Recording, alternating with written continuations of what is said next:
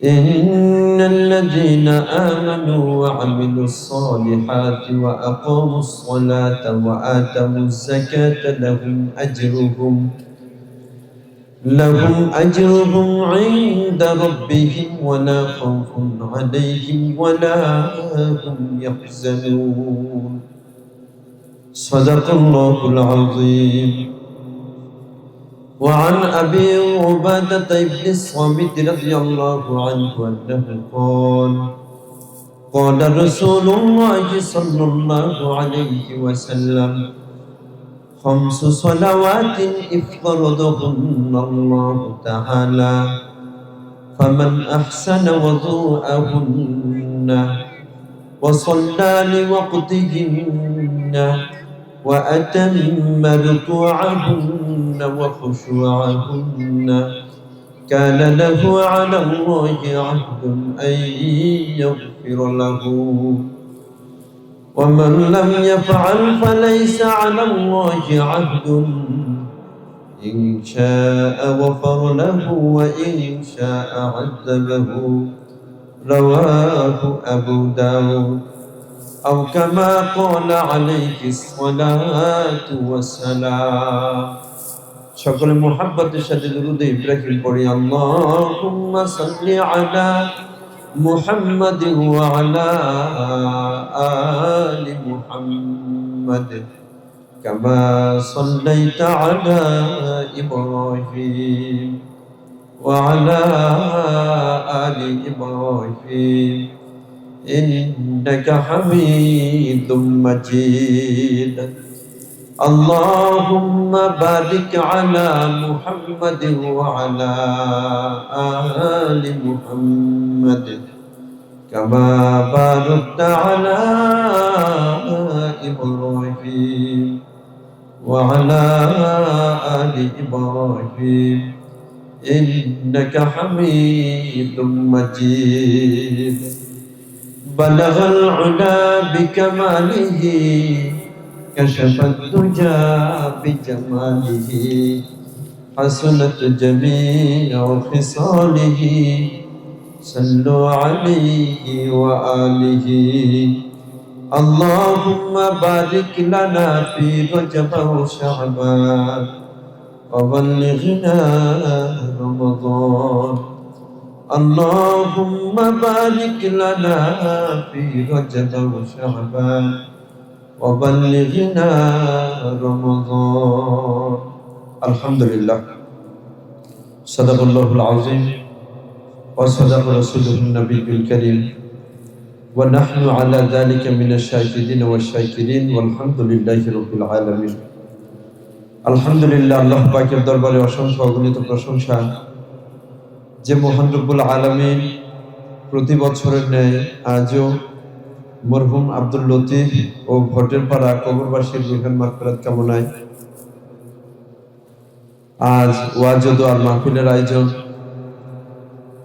আল্লাহ রব্বুল আলামিন আমাদের সকলকে আজকের মাহফিলে দুনিয়ার সর্বপ্রকার কাজকর্ম থেকে অবসর হয়ে আল্লাহ রব্বুল আলামিনের বিধান মাগরিব নামাজ জামাতে আদায় করে তিনি মজমায় বেহেশতের বাগানে বেহেশতের মেহমান হিসেবে কবুল করেছেন। সেই জন্য প্রত্যেকে অন্তরস্থল থেকে আল্লাহ পাকের সন্তুষ্টির উদ্দেশ্যে আকাশ বাতাস মুখরিত করে কণ্ঠে কণ্ঠে একত্রিত করে জোরে সোরে একবার বলে আলহামদুলিল্লাহ।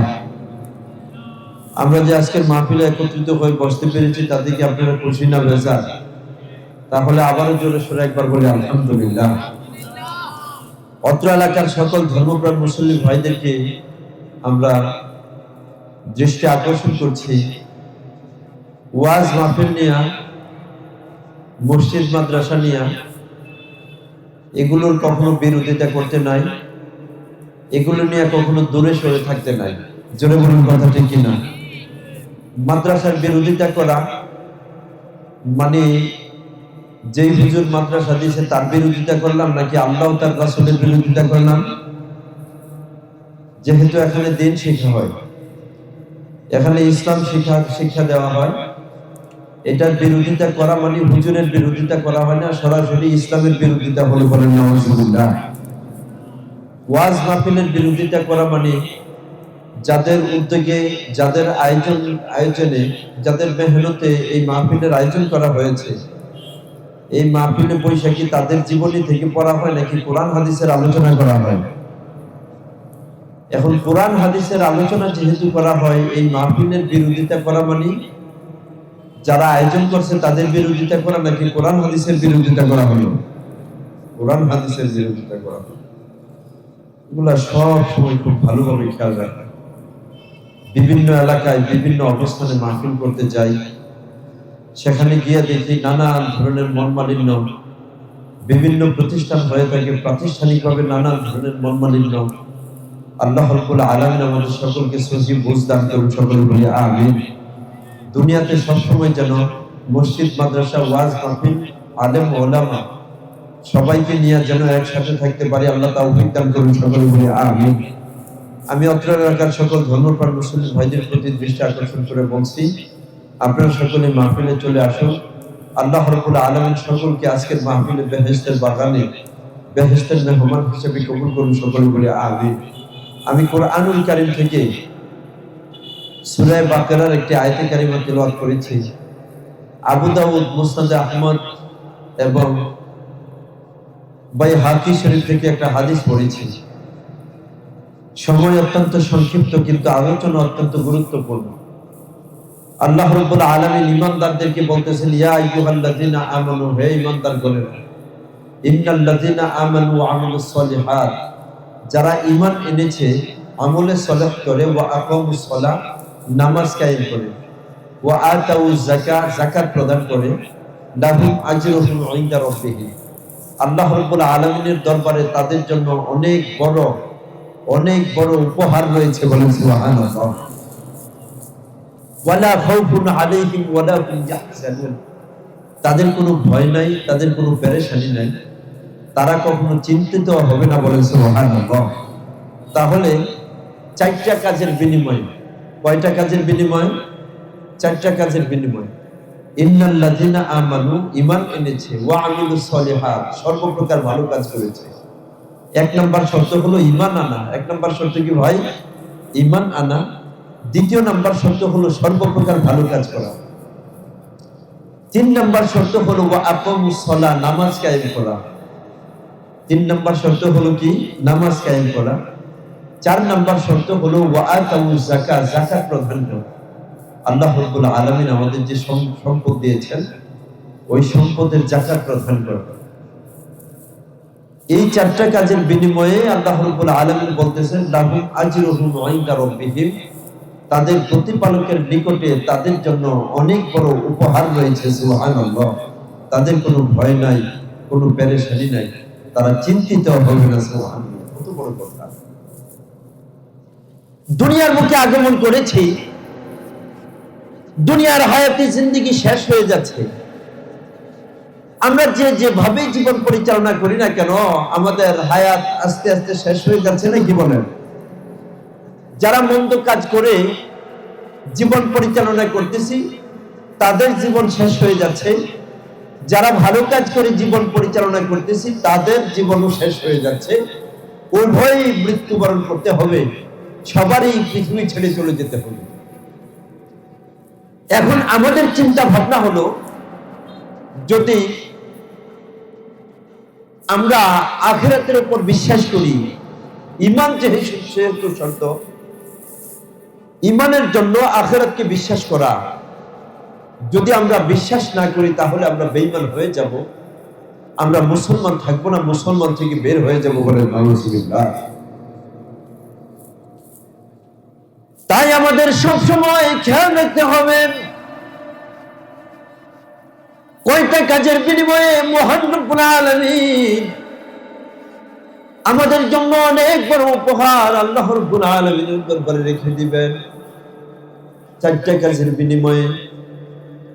এক নাম্বার হলো ঈমান, দুই নাম্বার হলো ভালো ভালো কাজ, তিন নাম্বার হলো নামাজ আদায় করা, চার নাম্বার হলো যাকাত প্রদান করা। ভালো কাজের মধ্যে নামাজ কিন্তু চলে আসে। তারপরেও নামাজের বিষয়টা স্বতন্ত্রভাবে মহান রব্বুল আলামিন উল্লেখ করার উদ্দেশ্যটা হলো নামাজের অত্যন্ত গুরুত্ব রয়েছে। ইসলামের মূল ভিত্তি 5টি ভিত্তির মধ্য থেকে 1 নাম্বার হলো কালেমা, 2য় নাম্বার হলো নামাজ। 1 নাম্বার হলো কালেমা, 2য় নাম্বার কি? নামাজ। তারপরে হজ, যাকাত, রোজা। এই 5টা জিনিস হলো ইসলামের মূল স্তম্ভ, মূল ভিত্তি। ভালো ভালো কাজের সাথে নামাজকে সম্পৃক্ত করেন। আল্লাহ রাব্বুল আলামিন নামাজের গুরুত্ব বুঝিয়েছেন।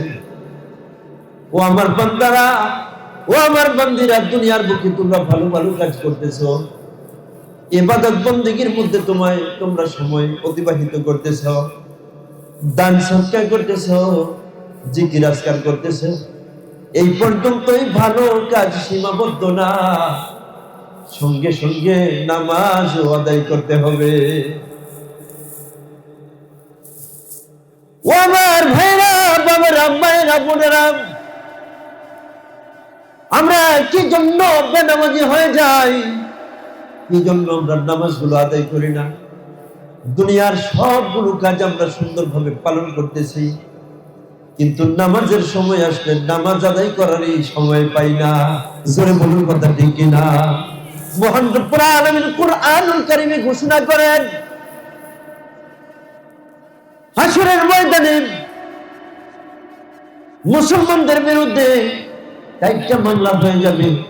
জাহান্নামী যখন হয়ে যাবে, তখন জাহান্নামী রক্ষীগণ তাদেরকে জিজ্ঞেস করবে, মা সালাকাকুম ফি সাকার, তোমরা কোন কারণে জাহান্নামী হয়ে গেছো? তারা বলবে, আমাদের বিরুদ্ধে 4টা মামলা ছিল। 4টা মামলা? কয়টা মামলা? আমাদের বিরুদ্ধে 4টা মামলা হয়ে গেছে। তার মধ্য থেকে একটা মামলা হলো লাম নাকু মিনাল মুসাল্লিন। দুনিয়ার বুকে আমরা ঈমানদার ছিলাম, দুনিয়ার বুকে আমরা মুসলমান ছিলাম, কিন্তু আমরা বেনামাজি মুসলমান ছিলাম। কি মুসলমান ছিল ভাই? বেনামাজি মুসলমান ছিলাম। দুনিয়ার বুকে আমরা মুসলমান ছিলাম ঠিক, কিন্তু নামাজ আদায় করার সময় পাই নাই। আমরা নামাজ পড়ার সময় পাই নাই, তাই জাহান্নামী হয়ে গেলাম। আমাদের বিরুদ্ধে 4টা মামলা হয়ে গেছে। 4টা মামলার মধ্য থেকে 1 নম্বর মামলা হলো আমরা দুনিয়ার বুকে মুসলমান ছিলাম, কিন্তু নামাজি ছিলাম না। ও আমার বাবারা, ভাইরা, মায়েরা, বোনেরা, একটু চিন্তা ভাবনা করে দেখো, হায়াতে জিন্দেগি শেষ হয়ে যাবে, 2টা চোখ বন্ধ হয়ে যাবে। এই কনকনে শীতের মধ্যে ফিনফিনে পাতলা 3টা কাপড়ের সাদা পাতলা কাপড় দিয়া মোড়াইয়া ঠান্ডা মাটির মধ্যে আমাদেরকে রেখে আসবেন। যদি আমাদের আমল ভালো হয়, আমাদের মরণ ভালো হবে। মরণ ভালো হলে কবর ভালো হবে। কবর যদি ভালো হয়, হাসর ভালো হবে। হাসর ভালো হলে আমরা ডান হাতে আমল নামা পাবো। ডান হাতে আমল নামা পেলে আমরা পুলসিরাতের পুল বিদ্যুৎ গতিতে পার হয়ে যাব। বলেন সুবহানাল্লাহ। আর যদি আমল খারাপ হয়, বেনামাজি হইলাম। নবীজি সাল্লাল্লাহু আলাইহি ওয়াসাল্লাম হাদিসে পাকে ঘোষণা করেন, আবু দাউদ শরীফের হাদিস, আল্লাহর রাসূল সাল্লাল্লাহু আলাইহি ওয়াসাল্লাম বলেন, খামসু সালাওয়াতিন ইফতারাদাহুন্নাল্লাহ, 5 ওয়াক্ত নামাজ মহান রব্বুল আলামিন আমার উম্মতের জন্য ফরজ করেছেন। বলেন সুবহানাল্লাহ। কয় ওয়াক্ত নামাজ? 5 ওয়াক্ত নামাজ আল্লাহ রাব্বুল আলামিন আমার উম্মতের জন্য ফরজ করে দিয়েছেন। মান সাল্লা লিওয়াক্তিহিন্না, মান আসবাগা ওয়াদুআহুন্না ওয়া সাল্লা লিওয়াক্তিহিন্না ওয়া আতাম্মা রুকুআহুন্না ওয়া খুশুআহুন্না কানা লাহু আলাল্লাহি আহদুন আইয়াগফির লাহু। নবীজি সাল্লাল্লাহু আলাইহি ওয়াসাল্লাম বলেন, মহান রব্বুল আলামিন ঘোষণা করেছেন, আল্লাহ রাব্বুল আলামিন প্রতিশ্রুতি গ্রহণ করেছেন, যারা সময় মতো নামাজ আদায় করবে, সুন্দরভাবে ওযু করে সময় মতো নামাজ আদায় করবে, খুশু খুজুর সাথে নামাজ আদায় করবে। মান ফামান আহসানা ওয়াদুআহুন্না ওয়া সাল্লা লিওয়াক্তিহিন্না ওয়া আতাম্মা রুকুআহুন্না, রুকু সিজদাগুলো ধীর স্থিরতার সাথে আদায় করবে, খুশু খুজুর সাথে নামাজ আদায় করবে। আল্লাহ রাব্বুল আলামিন প্রতিশ্রুতি গ্রহণ করেছেন, আল্লাহ তাদের জীবনের সব গুনাহগুলো মাফ করে দিবেন। বলেন সুবহানাল্লাহ। ও আমার ভাইরা বাবারা, যে কথা বলতেছিলাম, হায়াতি জিন্দেগি শেষ হয়ে যাচ্ছে। আমি আপনি একটু চিন্তা ভাবনা করে যদি দেখি, দৈনন্দিন 5 ওয়াক্ত নামাজ ছেড়ে দিলাম। কেন ছেড়ে দিলাম? ব্যবসায়ীকে যদি প্রশ্ন করি, ও ভাই তুমি নামাজগুলো আদায় করো না কেন? বলতেছে হুজুর ব্যবসায়িক ভাবে ঝামেলায় আছি। ড্রাইভারকে যদি জিজ্ঞেস করি, ও ভাই আপনি নামাজগুলো ছেড়ে দিলেন কেন? বলতেছে হুজুর গাড়ি চালাইতে গিয়ে নামাজ পড়ার সময় পাই না। অসুস্থ বান্দাকে যদি জিজ্ঞেস করি, ও ভাই তুমি কেন নামাজ পড়ো না? তিনি বলেন হুজুর অসুস্থতার কারণে নামাজ পড়তে পারি না। মা বোনদেরকে যদি জিজ্ঞেস করি, ও মা তুমি কেন নামাজ পড়ো না? বলতেছে হুজুর ছোট বাচ্চাটা, ওই বাচ্চাটা প্রস্রাব করে দেয়, কাপড়গুলো নাপাক হয়ে যায়, এই জন্য নামাজ আদায় করতে পারি না। প্রত্যেক ব্যক্তিকে যদি প্রশ্ন করা হয়, প্রত্যেক ব্যক্তি যার যার অবস্থান থেকে নামাজ ছেড়ে দেওয়ার ব্যাপারে যত প্রকার অজুহাত রয়েছে, সর্বপ্রকার অজুহাত আমাদের কাছে তুলে ধরে ধরে বলুন কথা ঠিক কিনা? অথচ দুইটা চোখ যখন বন্ধ হয়ে গেল, ও আমার মা, ও আমার বাবা, দুইটা চোখ যখন বন্ধ হয়ে গেল, 3 দিন পর দোকান কিন্তু ঠিকই চলতেছে, জোরে বলুন কথা ঠিক কিনা? অথচ আমি 5 ওয়াক্ত নামাজ আদায় করার জন্য কাস্টমারের ভিড়ের কারণে নামাজ পড়তে পারি নাই।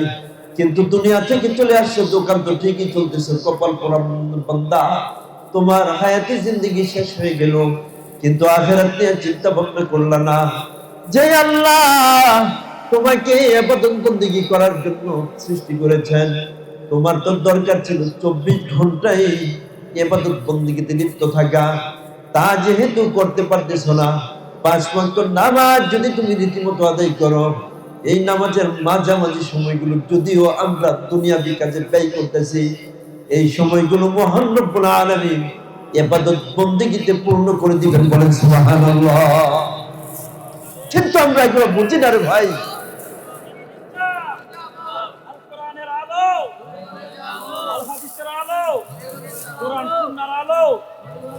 তো ভাইয়ের আমার, যে পরিস্থিতি আমাদের হয়ে গেছে আমরা খেয়াল করি না। আমরা আস্তে আস্তে আস্তে আস্তে মৃত্যুর দিকে চলে যাচ্ছি। কত অজুহাত নামাজ ছেড়ে দেওয়ার ব্যাপারে, মা বোনদের অজুহাতের শেষ নাই, ভাইদের বাবাদের নামাজ অজুহাতের শেষ নাই। নবীজি সাল্লাল্লাহু আলাইহি ওয়াসাল্লাম বলেন, যারা 4টা বিষয়ের প্রতি খেয়াল রেখে নামাজগুলো আদায় করে আল্লাহ রাব্বুল আলামিন প্রতিশ্রুতি গ্রহণ করেছেন, তাদের জীবনের সব গুনাহগুলো মাফ করে দিবেন। সুবহানাল্লাহ। 1 নাম্বার হলো সুন্দরভাবে ওযু করা। 1 নাম্বার কি ভাই? সুন্দরভাবে ওযু করা। 2 নাম্বার হলো সময় মতো নামাজ পড়া। 3 নাম্বার হলো ধীর স্থিরতার সাথে রুকু সিজদা করা। 4 নাম্বার হলো খুশু খুজুর সাথে নামাজ পড়া। তাহলে যেভাবে নামাজ আদায় করলে আল্লাহ গুনাহগুলো মাফ করে দেওয়ার ব্যাপারে প্রতিশ্রুতি গ্রহণ করেছেন, কয়টা বিষয়ের প্রতি খেয়াল রেখে নামাজ পড়তে হবে? 4টা বিষয়। 1 নাম্বার হলো সুন্দরভাবে ওযু করা। 1 নাম্বার কি? সুন্দরভাবে ওযু করা। 2 নাম্বার হলো সময় মতো নামাজ পড়া। 3 নাম্বার হলো রুকু সিজদা ধীর স্থিরতার সাথে আদায় করা। 4 নাম্বার হলো খুশু খুজুর সাথে নামাজ পড়া। এই 4টা বিষয়ের প্রতি খেয়াল রেখে যদি আমরা নামাজ আদায় করি, আল্লাহ রাব্বুল আলামিন প্রতিশ্রুতি গ্রহণ করেছেন আমাদের জীবনের সব গুনাহগুলো মাফ করে দিবেন। সুবহানাল্লাহ। কিন্তু আমরা কয়জনে খেয়াল করি? ওযু করতেছি, আল্লাহু আকবার। মুসলিম শরীফের হাদিস, হযরত আবু হুরায়রা রাদিয়াল্লাহু আনহু থেকে বর্ণিত, নবীজি সাল্লাল্লাহু আলাইহি ওয়াসাল্লাম ঘোষণা করেন, আলা আদুল্লুকুম ইযা মা ফাআলতুমুহু ইলা মা ফাআলতুমুহু। নবীজি সাল্লাল্লাহু আলাইহি ওয়াসাল্লাম বলতেছেন, আলা আদুল্লুকুম, আলা শাইইন। আমি তোমাদেরকে এমন কিছু জিনিস শিখাই দিব, যদি তোমরা এই বিষয়গুলোর উপর আমল করো তোমাদের গুনাহগুলো মাফ হয়ে যাবে, তোমাদের সম্মান বাড়তে থাকবে। বলেন সুবহানাল্লাহ। আলা আদুল্লুকুম ইলা শাইইন ইযা ফাআলতুমুহু, যদি তোমরা এই কাজগুলো করো তোমাদের গুনাহ মাফ হয়ে যাবে। ইয়ামহুল্লাহু বিহিন্নাল খাতায়া ওয়া ইয়ারফাউ বিহিদ দারজা। আল্লাহ রাব্বুল আলামিন তোমাদের গুনাহগুলো মাফ করে দিবেন এবং সমাজের সর্বস্তরে তোমাদের সম্মান বাড়বে। বলেন সুবহানাল্লাহ। সাহাবায়ে কেরাম বললেন, নাআম ইয়া রাসূলুল্লাহ, ইয়া রাসূলুল্লাহ, আপনি আমাদেরকে শিখিয়ে দেন কোন কাজ করলে গুনাহ মাফ হয় এবং কোন কাজ করলে আমাদের মর্যাদা বৃদ্ধি পায়, কোন কাজ করলে মানুষ আমাদেরকে সম্মান করবে। এই আমলগুলো অবশ্যই আপনি বলে দেন। নবীজি সাল্লাল্লাহু আলাইহি ওয়াসাল্লাম বলতেছেন, ইসবাগুল ওযুই আলা কাসরাতিল খাতা। ইসবাগুল ওযুই, নবীজি সাল্লাল্লাহু আলাইহি ওয়াসাল্লাম বলতেছেন, এক নাম্বার হলো সব সময় ওযু করা। এক নাম্বার কি? সব সময় ওযুর হালতে থাকা। ইসবাগুল ওযুই আলা কাসরাতিল মাকারিম, তোমার কষ্ট হতে পারে, কষ্ট হওয়া সত্ত্বেও তুমি সবসময় ওযুর সাথে থাকার চেষ্টা করো। তিন নম্বর হলো কাসরাতুল খুতা ইলাল মাসাজিদ, বেশি বেশি মসজিদে আগমন করবা। দুই নম্বর হলো বেশি বেশি মসজিদে আগমন করবা।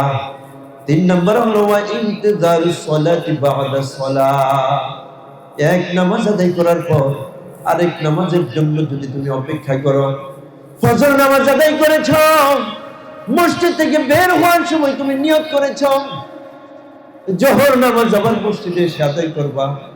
নবীজি সাল্লাল্লাহু আলাইহি ওয়াসাল্লাম বলেন, তোমরা যদি এই তিনটা কাজ করতে পারো, এক নাম্বার হলো হার হামেশা ওযুর সাথে থাকার চেষ্টা করা, দ্বিতীয় নাম্বার হলো বেশি বেশি মসজিদের দিকে আগমন করা, তিন নাম্বার হলো এক ওয়াক্ত নামাজ আদায় করার পরে আরেক ওয়াক্ত নামাজের জন্য যদি তুমি অপেক্ষা করো, আল্লাহ রাব্বুল আলামিন তোমাদের গুনাহগুলো মাফ করতে থাকবেন এবং তোমাদের মান মর্যাদা সম্মান বাড়াইতে থাকবেন। বলেন সুবহানাল্লাহ।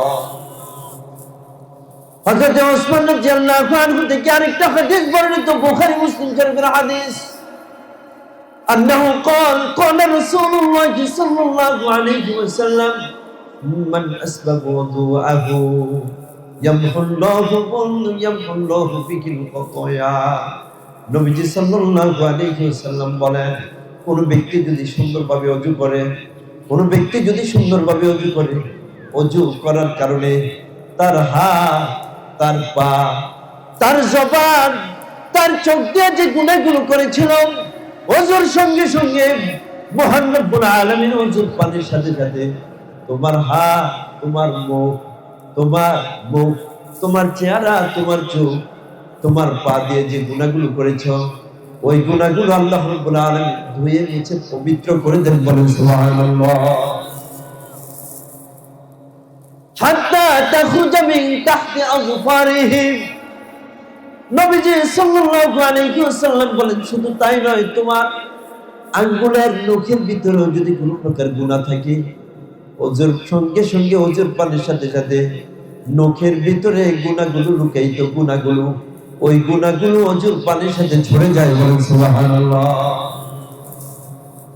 হযরত আব্দুল্লাহ ইবনে ওমর রাদিয়াল্লাহু আনহু থেকে আরেকটা হাদিস বর্ণিত, নবীজি সাল্লাল্লাহু আলাইহি ওয়াসাল্লাম বলতেছেন, মা মিন আহাদিকুম ইয়াতাওয়াজ্জাউ ফায়ুবলিগু আও ইউসবিকুল ওযুআ সুম্মা ইয়াকুলু আশহাদু আল্লা ইলাহা ইল্লাল্লাহু ওয়াহদাহু লা শারীকা লাহু ওয়া আশহাদু আন্না মুহাম্মাদান আবদুহু ওয়া রাসূলুহু।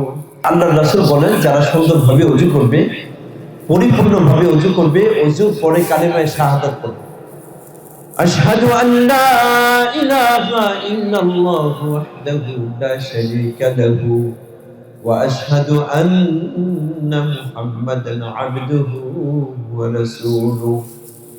যারা ওযুর পরে কালিমায়ে শাহাদাত পড়বে, নবীজি সাল্লাল্লাহু আলাইহি ওয়াসাল্লাম বলতেছেন তার জন্য জান্নাতের 8টা দরজা খুলে দেওয়া হবে, বলেন সুবহানাল্লাহ।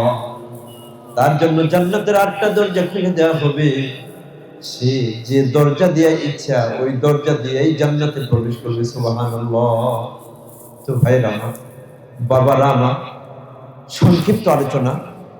মহান রব্বুল আলামিন বড় পুরস্কার এবং ভয়ভীতিমুক্ত জীবন দান করবেন 3টা শর্তের উপরে। 1 নাম্বার হলো ঈমান আনা, 2য় নাম্বার হলো সর্বপ্রকার ভালো কাজগুলো করা, 3 নাম্বার হলো নামাজ আদায় করা, 4 নাম্বার হলো যাকাত প্রদান করা। নবীজি সাল্লাল্লাহু আলাইহি ওয়াসাল্লাম বলেন, যারা 4টা বিষয়ের প্রতি খেয়াল রেখে নামাজ আদায় করবে, আল্লাহ প্রতিশ্রুতি গ্রহণ করেছেন তাদের জীবনের সব গুনাহগুলো মাফ করে দিবেন, সুবহানাল্লাহ। 1 নাম্বার হলো ভালোভাবে ওযু করা। 1 নাম্বার হলো কি? ভালোভাবে ওযু করা। 2 নাম্বার হলো সময় মতো নামাজ পড়া।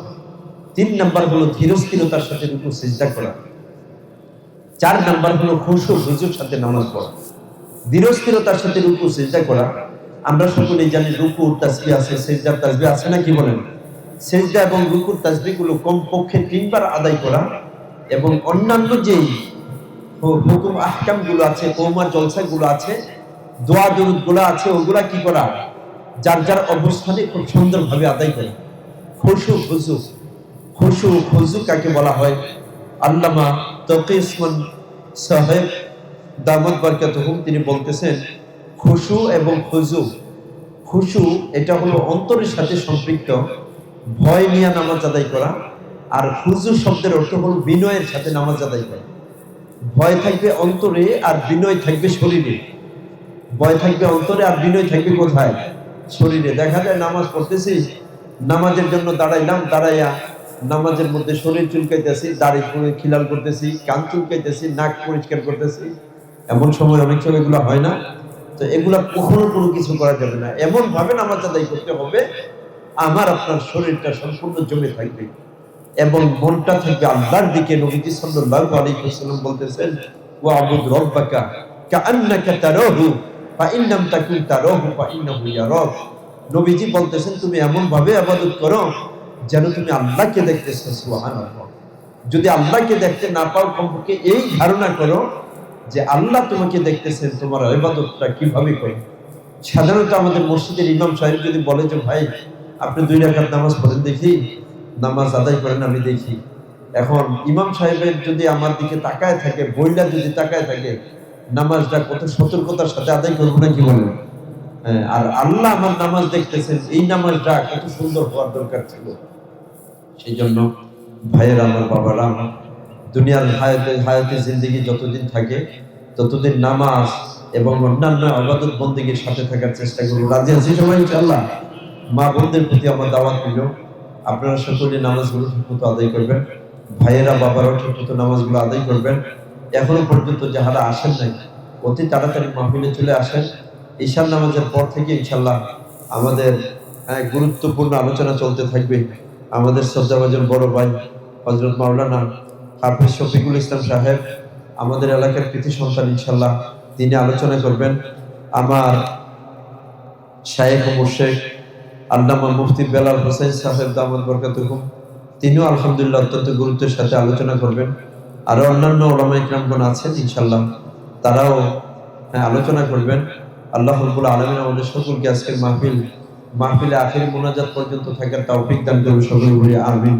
যাদের উদ্যোগে আজকের মাহফিলের আয়োজন, আল্লাহ যেন সকলের আয়োজন, সকলের মেহনত হেদায়েত এবং নাজাতের উসিলা হিসেবে কবুল করেন, সকলে বলি আমিন।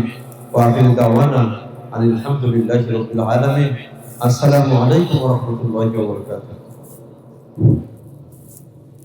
আলহামদুলিল্লাহ, আলহামদুলিল্লাহ।